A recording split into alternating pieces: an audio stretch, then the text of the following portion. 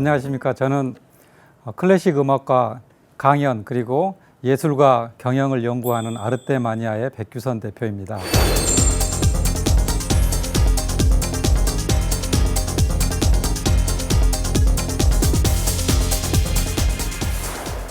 오늘은 지난 시간에 이어서 지상 최고의 예술 오페라 이야기를 계속 하겠는데요. 오늘은 어떤 혁신적인 일들이 일어났는지 재밌는 스토리와 함께 진행을 하도록 하겠습니다.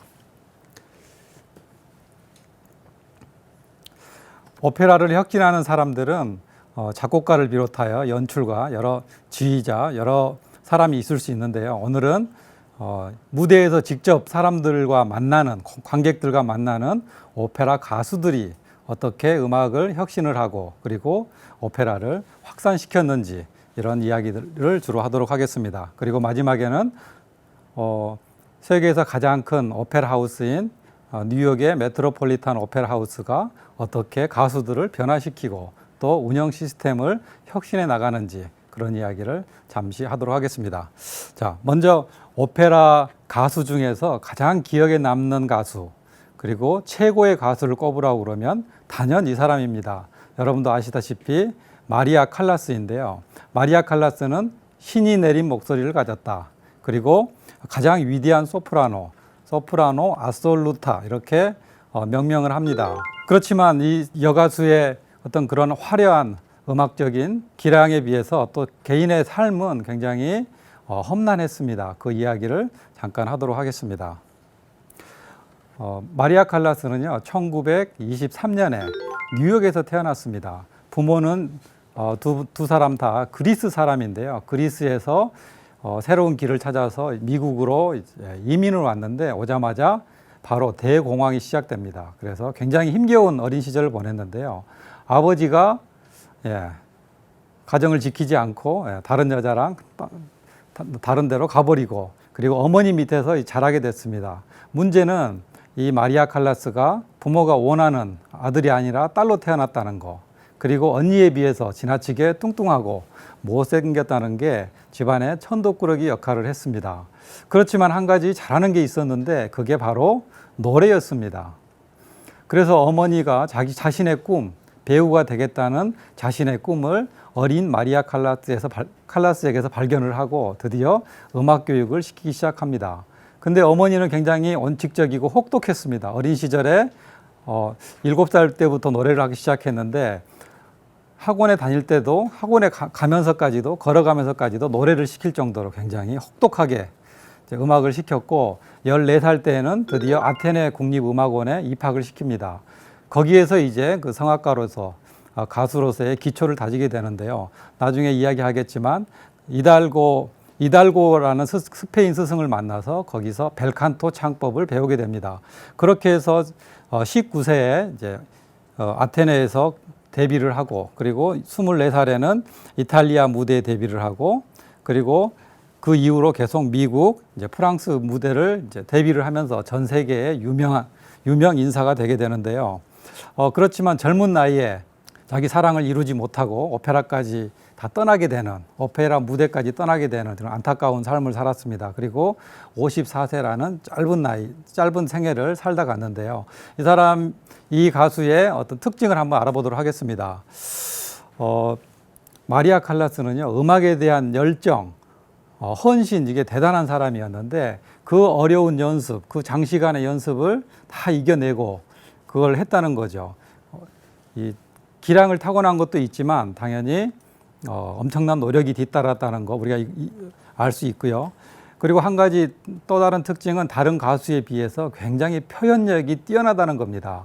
오페라는 연기를 하면서 감정 표현을 해야 되는데 그 감정 표현에 뛰어나서 목소리가 좋다기보다도 감정 표현을 잘한 가수 이렇게 이야기를 할 수 있습니다.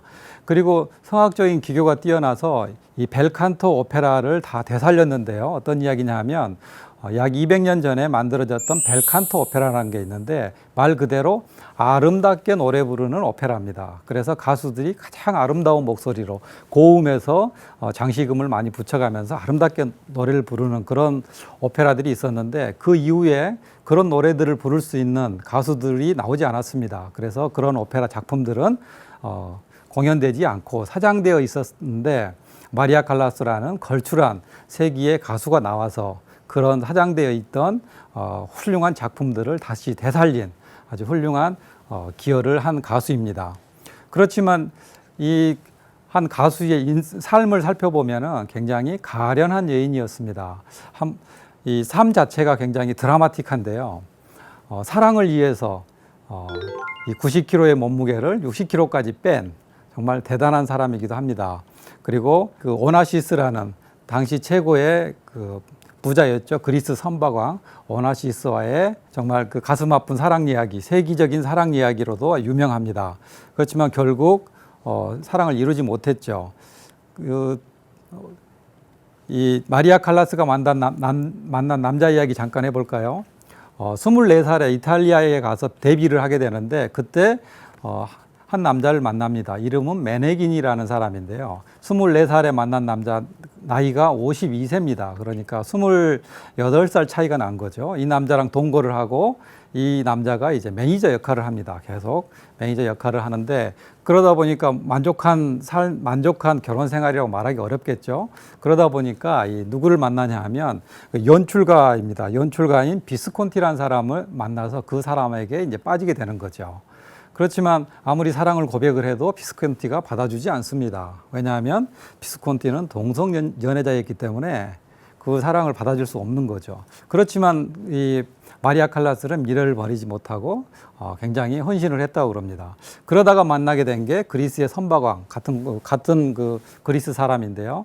그리스 선박왕을 만나서 이제 사랑에 빠지게 되고 그걸로 인해서 인생이 굉장히 비참해지게 됩니다. 왜냐하면 오나시스는 연애는 마리아 칼라스와 했을지 몰라도 결혼은 존 F 케네디의 미망인 제클린 케네디와 결혼을 하게 되는 거죠. 그래서 그때부터 좌절을 하고 은둔 생활을 하게 됩니다. 결국 오페라 무대를 떠나게 되는 거죠. 그래서 사랑과 결혼에서 모두 실패한 정말 안타까운 사연을 가지고 있습니다. 그리고 어머니하고도 계속 불화를 겪었습니다. 왜냐하면 어머니는 네가 성공을 했으니 성공하도록 교육을 시켜준 어머니한테 돈을 좀 줘야 되는 거 아니냐 이렇게 주장을 했고 딸은 어머니가 내 어린 시절을 뺏어갔기 때문에 나는 정말 내 인생이 지금처럼 이렇게 비참하다 이렇게 이야기를 하면서 언론을 통해서 공개적으로 서로 비난을 하고 그러다가 죽을 때까지 28살 때 만나고 그 이후로 54세 죽을 때까지 어머니를 한 번도 만나지 않았습니다. 그래서 54세 세상을 떠났을 때 어머니가 드디어 그 화장된 죄를 그리스 앞바다에게 이제 뿌리는 그런 비참한 사연을 가지고 있습니다. 자, 이 마리아 칼라스가 첫 번째 가장 유명하고 데뷔한 오페라가 토스카인데요. 토스카의 주인공의 삶과 거의 비슷합니다. 이 토스카에 나오는 이야기는 어떤 이야기냐 하면요. 토스카라는 주인공은 자기 사랑하는 연인 카바라도 씨를 구하기 위해서 그 당시 로마의 경시총감인 스카르피아에게 찾아가서 단판을 짓습니다. 얼마를 주면 이 범인 은닉죄로 지금 수감되어 있는 사형에 처하게 될 내 남자친구를 빼줄 수 있느냐 이렇게 제안을 하는데 이 스카르피아가 돈이 필요 없고 당신을 원한다 이렇게 이야기를 합니다. 몸을 원한다는 이야기죠. 그래서 부르는 노래가 노래에 살고 사랑에 살고입니다. 지금까지 예수를 위해서 모든 걸 바쳤고 어려운 사람들을 다 도와줬는데 이게 뭡니까 하면서 하느님께 따지는 노래입니다. 그래서 이제 이 노래가 어찌 보면 마리아 칼라스의 삶을 그대로 보여주는 것 같습니다. 잠시 감상하시겠습니다.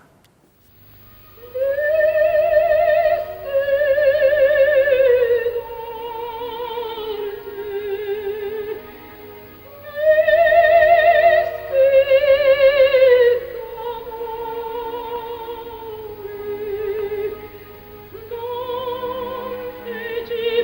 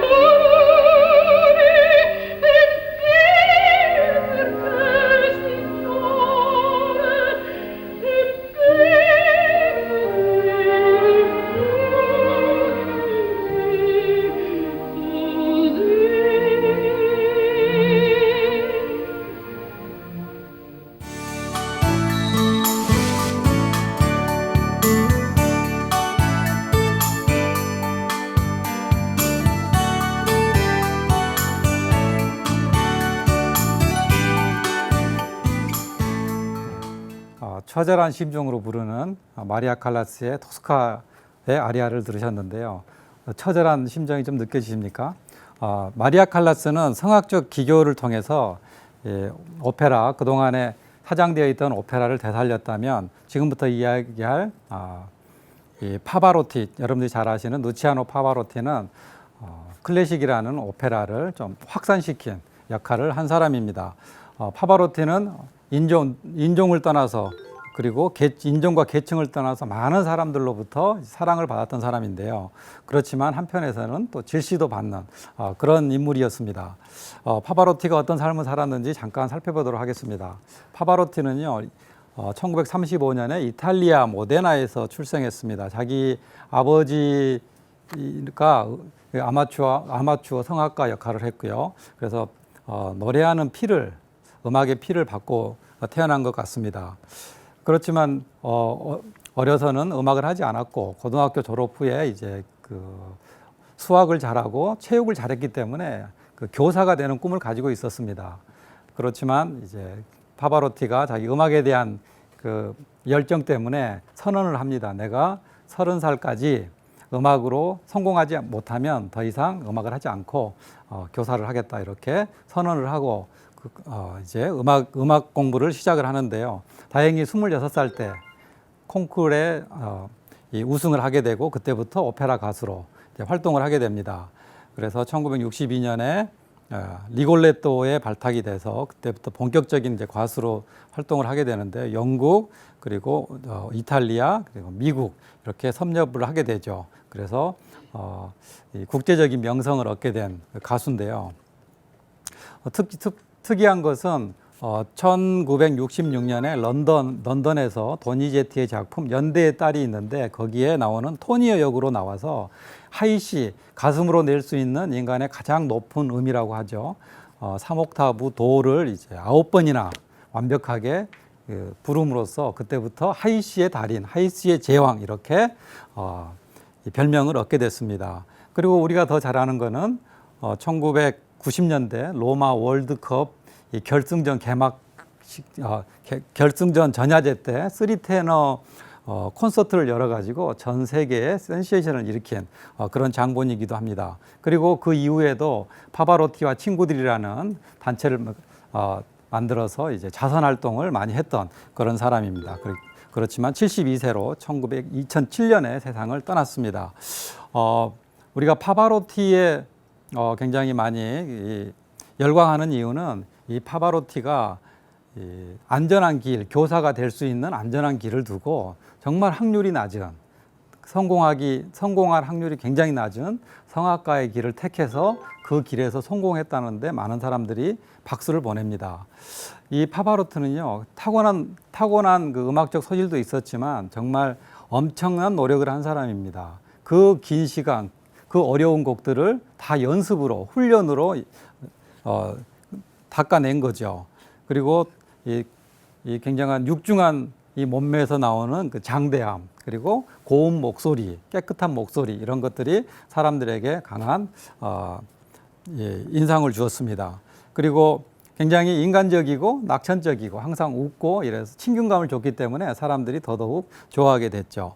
그리고 아까도 이야기했지만 이 3테너 콘서트 이런 걸 통해서 어렵게만 느끼는 이 클래식을 대중들에게 쉽게 이해할 수 있도록 소개한 그런 장본인이기도 합니다. 그렇지만 지나치게 상업적이었다든지 말년에 자기 나이보다 35살이나 먹은 23살 먹은 아가씨와 결혼을 해서 애를 낳는 바람에 많은 비난을 받기도 한 사람입니다. 자, 이걸 보면 마리아 칼라스도 그렇고 파바로티도 그렇고 인간의 영혼을 맑게 해주는 정말 고운 목소리와 그런 음악적 재능을 가지고 있다 하더라도 인간으로서는 또 나약함을 다 가지고 있는 것 같습니다. 인간이기 때문에 어쩔 수 없는 이런 실수들을 하지 않나 싶습니다. 그러면 파바로티의 목소리로 한 곡을 감상을 하시겠는데요. 도니제티의 사랑의 묘약이라는 오페라가 있는데, 사랑의 묘약에서 가장 사람들에게 인기 있는 노래는 남몰래 흘리는 눈물입니다. 어떤 이야기냐 하면 이 네모리노라는 남자 주인공이 이 아디나라는 그 여자 주인공을 사랑을 하는데 아디나는 그 사랑을 받아주지 않습니다. 이 네모리노는 약간 좀 부족한 데가 있는 사람이에요. 그래서 그 사랑을 얻기 위해서 가짜 약장수가 이 사랑의 묘약이라고 속이고 판 그 포도주를 먹고 자기가 이제 사랑을 얻을 걸 기대를 하는 거죠.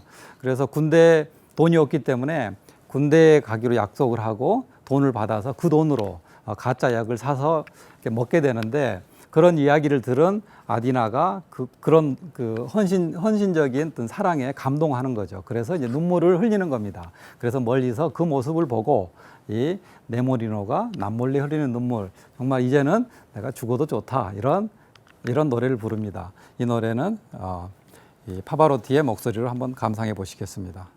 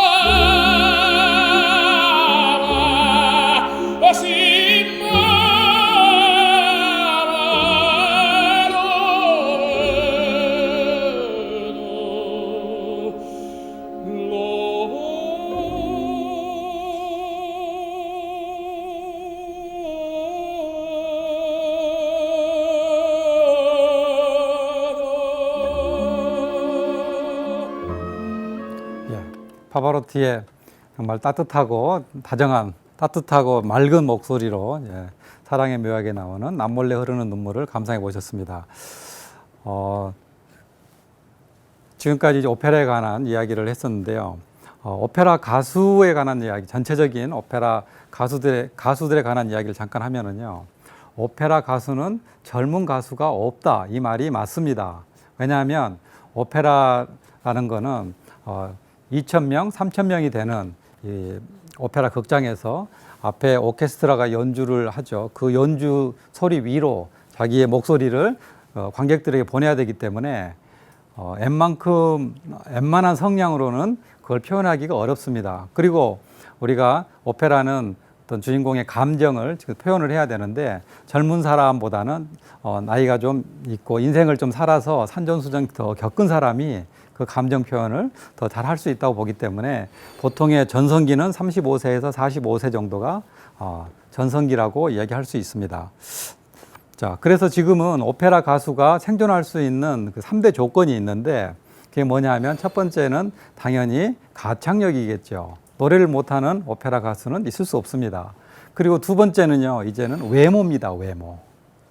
그리고 세 번째가 연기력인데요. 왜 이런 일이 생겼냐 하면, 예전에는 우리가 기억하다시피 좀 거구의 이제 여성들이 나와서 노래 부르는 걸 많이 보게 되었는데, 1990년대에 미국의 메트로폴리탄 오페라 하우스에서 어떤 일이 있었냐면요, 극장을 찾는 관객들의 수가 줄어드니까 직원들에게 공모를 했습니다. 어떻게 하면 우리가 매출을 계속 높일 수 있겠느냐, 이렇게 공모를 했는데, 어느 직원이 비디오를 찍어서 팔면 우리의 매출을 높일 수 있을 것 같습니다, 이렇게 이야기가 돼서 그게 채택이 됐습니다. 그래서 그때부터 이제 비디오를 찍기 시작한 거죠. 비디오를 찍다 보니까 아무래도 좀 더 외모가 좀 더 멋있고 또 연기력이 있는 오페라 가수들이 더 각광을 받게 된 거죠. 그래서 그때부터 시작해서 한 10년 사이에 약간 몸집이 큰 오페라 가수들은 오페라 무대에서 볼 수 없게 되었습니다. 그래서 이렇게 정말 노래도 잘하고 외모도 뛰어나고 그리고 연기력까지 갖춘 오페라 가수들이 지금은 세계 무대를 주름잡고 있습니다. 그래서 메트로폴리탄 오페라 하우스가 오페라 공연의 어떤 그 변화와 혁신을 주도하고 있는데요. 지금 현재는 리얼타임 오페라라고 그래서 우리가 축구를 생중계로 보듯이 오페라 공연을 생중계로 중계를 하고 있습니다. 그래서 메트 오페라에서 오페라 하는 실황을 전 세계에 디지털로 중계를 하고 우리나라에서는 이제 시차가 안 맞기 때문에 그 다음 날 방영을 합니다. 이것도 역시 관객 수가 줄어들기 때문에 관객 수를 어떻게 하면 늘릴 수 있을까, 오페라 고객층을 넓힐 수 있을까 고민을 하다 묘안을 찾은 건데요. 그 결과 연간 1,000만 명 이상이 이제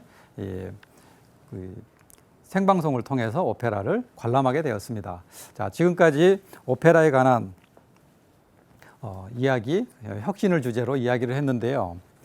우리가 직장에서 조직에서 일을 하다 보면 항상 창의적으로 일하라, 새로운 각도에서 세상을 보라, 새롭게 접근하라 이런 이야기를 하는데요. 막연하게 그렇게 이야기하는 것보다 새로운 거, 그동안에 경험하지 않았던 것을 접하는 거, 이게 굉장히 중요하다고 생각합니다. 이 독일의 실존주의 철학자죠. 이 마르틴 하이데거가 낯선 것과의 조우를 통해 이성이 시작된다 이런 이야기를 했는데요.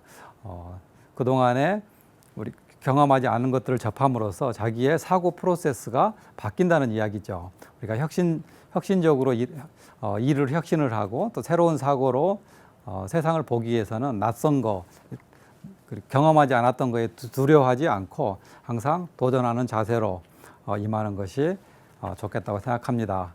이상으로 강의를 마치도록 하겠습니다. 감사합니다.